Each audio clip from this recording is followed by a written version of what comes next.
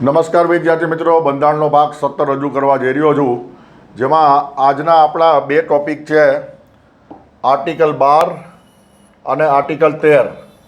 હું ઓછા આર્ટિકલ પરંતુ ખૂબ ડીપમાં સમજાવીશ. મહત્વપૂર્ણ સૂચના: બંધારણનો શરૂઆતનો ભાગ, ભાગ 1 અને ભાગ 2 વિશેની હું ખૂબ આઈએમપી ટેસ્ટ જે આવનારી પરીક્ષા માટે કામમાં આવશે એ ટેસ્ટ હું નેક્સ્ટ વીકમાં લેવાનો છું. માટે આપ પૂરેપૂરો વિડીયો જોતા જાઓ અને પરીક્ષાની તૈયારી કરો. એમાં હું શક્ય હોય ત્યાં સુધી આપના માર્ક પણ રજૂ કરીશ કે કોને કેટલા માર્ક આવ્યા તે. બરાબર? ઓકે, તો ચલો વિદ્યાર્થી મિત્રો, આપણે સ્ટાર્ટ કરીએ. ભાગ 3 મૂળભૂત અધિકારો, બંધારણનો ભાગ 17 આર્ટિકલ 12 અને 13. વિદ્યાર્થી મિત્રો, એવું કહી શકાય કે ભાઈ બંધારણનું આ સ્ટેપિંગ સ્ટોન છે ભાગ 3, જેમાં આર્ટિકલ 12 થી 35 આવે. એમાં આર્ટિકલ 12 જે છે એ બરાબર સમજો. હાઈ હલ્લો કઈ અને નામ પૂછવાની વાત છે. તો સૌથી પહેલાં એક તો હું તમને આ શબ્દ જે છે આર્ટિકલ 12નો રાજ્ય, બરાબર, એના વિશે હું તમને સમજાવું કે આ રાજ્ય જે છે, બરાબર, એ મૂળભૂત અધિકારો પહોંચાડવાની જવાબદારી જે સંસ્થા કે વ્યક્તિ પર છે તે રાજ્ય કહેવાશે. Short and sweet. મૂળભૂત અધિકાર આપ્યા છે બંધારણે, પરંતુ જે સંસ્થા કે વ્યક્તિની જવાબદારી મૂળભૂત અધિકારો નાગરિકો સુધી પહોંચાડવાની છે તેવી તમામ સંસ્થા કે વ્યક્તિ મીન્સ હોદ્દો ને રાજ્યની વ્યાખ્યામાં સમાવેશ કરવામાં આવ્યો છે અને તેનું સર્વનામ રાજ્ય છે. અચ્છા, આર્ટિકલ 12 એમાં સૌથી પહેલાં મેં એક નોંધ આપેલી છે. રાજ્યનો ઉલ્લેખ પ્રથમ અનુસૂચિ, કેટલી જગ્યાએ બંધારણમાં રાજ્યનો ઉલ્લેખ છે એ મેં અહીંયા કીધેલું છે તમને. પ્રથમ અનુસૂચિમાં છે પહેલી વખત, તો કે હા, આર્ટિકલ 12માં છે, આર્ટિકલ 36માં છે અને આર્ટિકલ 152માં છે. આમ રાજ્ય શબ્દનો ઉલ્લેખ બંધારણમાં કુલ 4 જગ્યાએ છે. અચ્છા, આર્ટિકલ 12 મુજબ રાજ્ય શબ્દમાં નીચેની સંસ્થાઓનો સમાવેશ થાય છે. નેક્સ્ટ સ્લાઇડમાં જણાવું છું કઈ કઈ સંસ્થાનો સમાવેશ થાય છે. અચ્છા, બરાબર સમજો. મૂળભૂત અધિકાર પહોંચાડવાની જવાબદારી સ્કૂલની છે, કોલેજની છે, પંચાયતની છે, પાલિકાની છે, કેન્દ્ર સરકાર, રાજ્ય સરકાર. તો દરેક વખતે જુદા જુદા શબ્દો ન વાપરવા પડે માટે એક સામૂહિક સર્વનામ આપેલું છે બંધારણમાં, જેને રાજ્ય કહેવામાં આવે છે. તો આપણે એવી બધી તમામ સંસ્થાઓ જોઈએ કે જેને આર્ટિકલ 12 મુજબ રાજ્યની વ્યાખ્યામાં સમાવેશ કરેલો છે. તો સૌથી પહેલાં તમારે આ ગોખી લેવાનું છે, યાદ રાખી લેવાનું છે. અચ્છા, રાજ્ય શબ્દની અંદર નીચેની કુલ 10 બાબતો સામેલ છે. એક તો પહેલાં ભારતની સંસદ, પાર્લામેન્ટ ઓફ ઇન્ડિયા, કેન્દ્ર સરકાર, સેન્ટ્રલ ગવર્મેન્ટ, જુદા જુદા રાજ્યોના વિધાનમંડળો, લેજિસ્લેટિવ એસેમ્બલી, રાજ્ય સરકારો, જિલ્લા પંચાયત, તાલુકા પંચાયત, ગ્રામ પંચાયત, નગરપાલિકા, મહાનગરપાલિકા અને પોર્ટ ટ્રસ્ટ. તો આ 10 વસ્તુ જે છે એ રાજ્યની વ્યાખ્યામાં સમાવિષ્ટ થશે. 10, બરાબર ધ્યાન રાખજો. અચ્છા, આ બંને કેન્દ્ર લેવલે, આ બંને રાજ્ય લેવલે. આ રાજ્યની અંદર આ 3 પંચાયત આવશે, 2 પાલિકા આવશે અને પોર્ટ ટ્રસ્ટ પણ એક રાજ્ય છે એમ કહેવા માગે. આ હતી બંધારણીય વ્યાખ્યા મુજબની સંસ્થાઓ. બંધારણમાં આવું કીધેલું છે, પરંતુ સુપ્રીમ કોર્ટે જુદા જુદા ચુકાદાઓ આપેલા છે કે જ્યારે કોઈ સંસ્થા પોતાની બંધારણીય કે મૂળભૂત અધિકારો આપવાની જવાબદારીમાંથી છટકવાની કોશિશ કરતા હોય તો ત્યારે સુપ્રીમ કોર્ટે ચુકાદા દ્વારા એ બધી સંસ્થાઓને જવાબદારીમાં બાંધવામાં આવેલા. તો એ જુદા જુદા મુજબ એમને એક પેરામીટર નક્કી કરેલું છે કે અન્ય સત્તાઓ કોણ કહેવાશે. આ સિવાયની અન્ય સત્તાઓ કોણ કહેવાશે. અચ્છા, તો કોઈ ચોક્કસ સંસ્થા અન્ય સંસ્થા છે કે નહીં તેનું માપદંડ, બરાબર. તો કે કોઈ ચોક્કસ સંસ્થા જે છે એ અન્ય સંસ્થા અથવા અન્ય સત્તાઓ કોના સિવાય, તો કે આ 10 સિવાય રાજ્યની વ્યાખ્યામાં સમાવેશ કરી શકાય એમ છે કે નહીં? અચ્છા, તો કે સરકાર દ્વારા નાણાકીય સહાય અપાતી હોય રાજ્ય, સે ફોર એક્ઝામ્પલ ગ્રાન્ટેડ સ્કૂલ, સરકાર દ્વારા સહાય આપવામાં આવે, બરાબર, 100% રાજ્ય. સરકારનું નિયંત્રણ હોય, તો કે સરકારનું નિયંત્રણ હોય તેવી કઈ કઈ સંસ્થા, જેમ કે નિયમનકારી સંસ્થા, રેગ્યુલેટરી બોડીઝ, જેમ કે વીમા માટે IRDA, IRDA, insurance regulatory development authority. અચ્છા, એવી જ રીતે એવિએશન સેક્ટર માટે DGCA, directorate general of civil aviation. તો આ બધી સરકારના નિયંત્રણ અંતર્ગતની સંસ્થા છે, માટે તે પણ રાજ્ય ગણાશે. અને ત્રીજું આવશે સરકારી પ્રવૃત્તિ કરતી કોઈ પણ સંસ્થા. તો તમને એમ લાગે સરકારી પ્રવૃત્તિ, બરાબર સમજો, સરકાર અત્યારે ઘણી બધા કામનું આઉટસોર્સિંગ કરે છે, બરાબર. તો એ સરકાર પોતે ન પહોંચી શકે એટલે સરકાર આઉટસોર્સિંગ કરતી હોય. સે ફોર એક્ઝામ્પલ આધાર કાર્ડ અંગેની કાર્યવાહી. તો આ સરકાર શું કરે, જે તે સંસ્થાને સરકારી પ્રવૃત્તિ માટે આઉટસોર્સિંગ કરે. તો આવી તમામ સંસ્થા જે શેમાં આવશે? રાજ્યમાં. હજી વારંવાર કહું છું, રાજ્ય શબ્દ શું છે? તો કે એક એવી સંસ્થા કે વ્યક્તિ જેની પર મૂળભૂત અધિકારો પહોંચાડવાની જવાબદારી છે. ચલો, moving towards next slide. Article 12 રાજ્યની વ્યાખ્યા. તો મેં આપને કીધેલું તેમ સુપ્રીમ કોર્ટના ચુકાદા મુજબ એવી તમામ ખાનગી સંસ્થાઓ જે રાજ્યની એજન્સી કે એકમ તરીકે કાર્ય કરતી હોય ત્યારે, જો મેં હાઇલાઇટ કર્યું છે અહીંયા, બરાબર. અચ્છા, કોઈ એક એજન્સી છે ABC એજન્સી નામની, એ પોતાનું સ્વતંત્ર કામ કરે છે, પણ જો સરકારે એને કામ સોંપ્યું હોય, એ કામ કરતી હોય તે દરમિયાન તે રાજ્ય કહેવાશે. કરતી હોય તે દરમિયાન, કાયમી ધોરણે નહીં. તે પણ આર્ટિકલ 12 મુજબ રાજ્ય જ છે. તો લિસન મી કેરફુલી, સરકાર સરકારી પ્રવૃત્તિ અંગેનું કોઈ પણ કામ આપશે ત્યારે એ રાજ્ય છે, બરાબર સમજો. એમાં મૂળભૂત અધિકાર આપોઆપ વચમાં આવશે. તો આ સુપ્રીમ કોર્ટની વ્યાખ્યા હતી. ચલો, moving towards next slide. For me, especially for PSI or police exam, પોલીસની એક્ઝામમાં આર્ટિકલ 13 તમને પાકી ખબર હોવી જ જોઈએ, બરાબર. અચ્છા, મૂળભૂત અધિકાર આર્ટિકલ 13. આર્ટિકલ 13માં કાયદાની વ્યાખ્યા આપવામાં આવેલી છે. શેની? કાયદાની વ્યાખ્યા, બરાબર. અચ્છા, હવે શું છે આનું બીજું હેડિંગ? તો કે મૂળભૂત અધિકારોને નુકસાન કરે કે સીમિત કરનાર કાયદાઓ. તો આનું બીજું હેડિંગ એ છે કે આર્ટિકલ 13 છે એ કાયદાની વ્યાખ્યા છે, તો કે હા, અને એનું બીજું હેડિંગ છે મૂળભૂત અધિકારોને નુકસાન કરે કે સીમિત કરનાર કાયદા. આ બે હેડિંગ છે એનું. અચ્છા, હવે આપણે જોઈએ કે શું કહેવા માગે છે.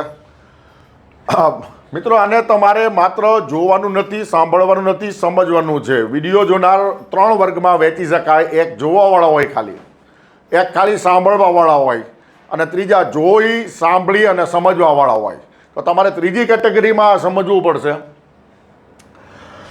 બંધારણ લાગુ થવાના ઠીક પહેલા, મતલબ 26 જાન્યુઆરી 1950 ની પહેલા, એટલે કે 26 જાન્યુઆરી 1950 પહેલા ભારતમાં અમલમાં હોય તે તમામ કાયદા કોણે બનાવેલા હતા? તો કે અંગ્રેજોએ બનાવેલા હતા. તમામ કાયદા જો ભાગ 3 એટલે કે મૂળભૂત અધિકારોથી અસંગત એટલે કે વિરુદ્ધ હોય,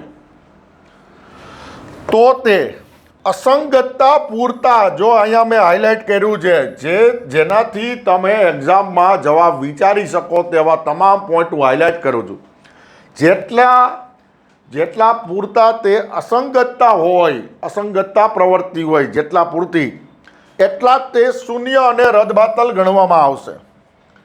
આના પછીની સ્લાઇડમાં મેં એક્ઝામ્પલ લીધેલું જ છે. જેટલી હદ સુધી તે અંગ્રેજોએ બનાવેલા કાયદા. અચ્છા, પ્રશ્ન શું છે બરાબર સમજો. આર્ટિકલ 13 કાયદાની વ્યાખ્યા મુજબ ભારતને સ્વતંત્રતા મળી 15મી ઓગસ્ટ 1947. ભારત સાર્વભૌમ બન્યું 26 જાન્યુઆરી 1950.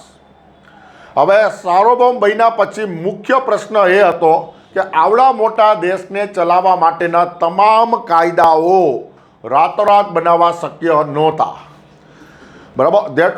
That was almost impossible. તો હવે શું આપણે એક ફોર્મ્યુલા અપનાવી કે અંગ્રેજોએ બનાવેલા કાયદા આપણે અપનાવવાતા, પણ પ્રશ્ન એ હતો કે અંગ્રેજો મૂળભૂત અધિકાર દેવામાં માગતા નહોતા, બરાબર.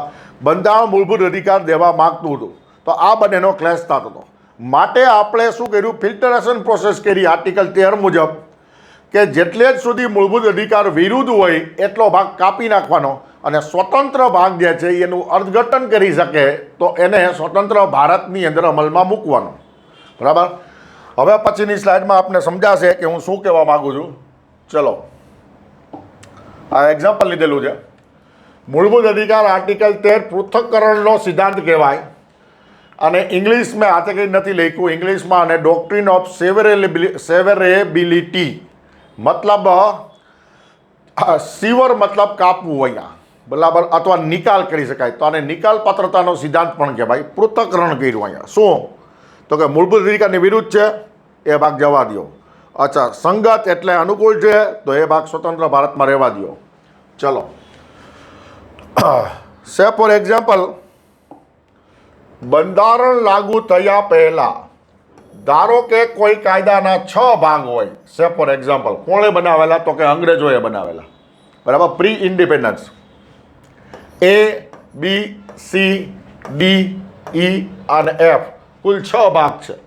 અચ્છા, હવે વચમાં આવશે ફિલ્ટરેશન પ્રોસેસ. બંધારણનો અમલ 26મી જાન્યુઆરી 1950ના રોજ થયો. આ આપને સર્વવિદિત છે, બધાને ખબર છે. અચ્છા, હવે અહીંયા વાંચજો બરાબર.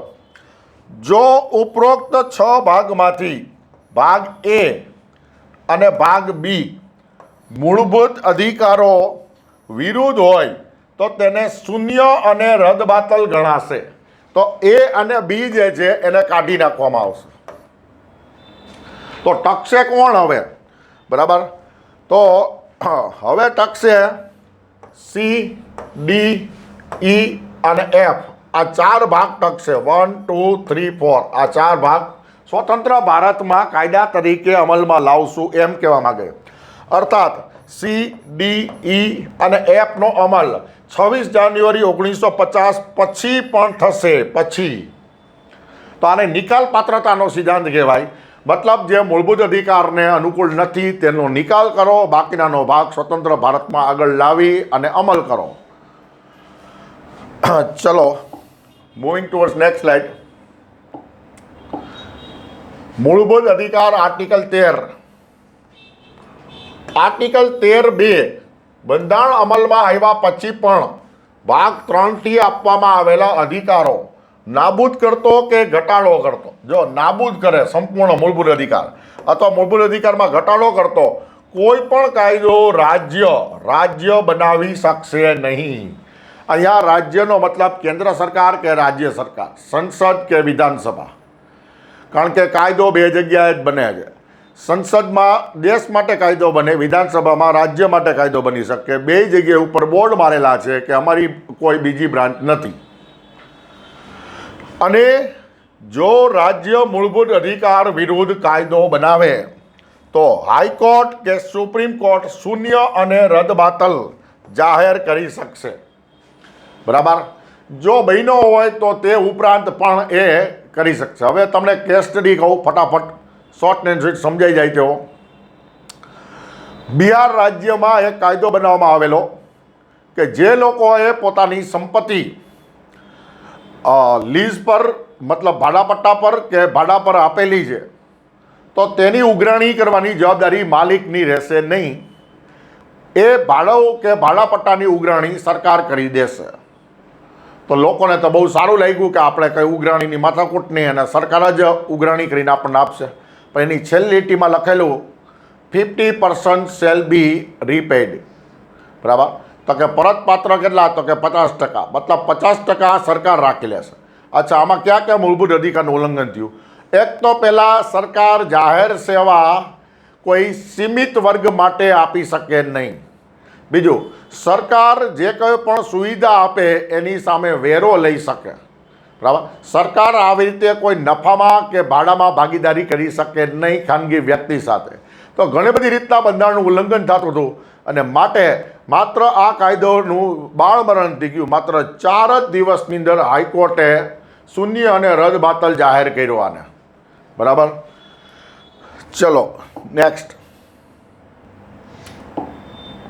Article 13(3)A 13(3)A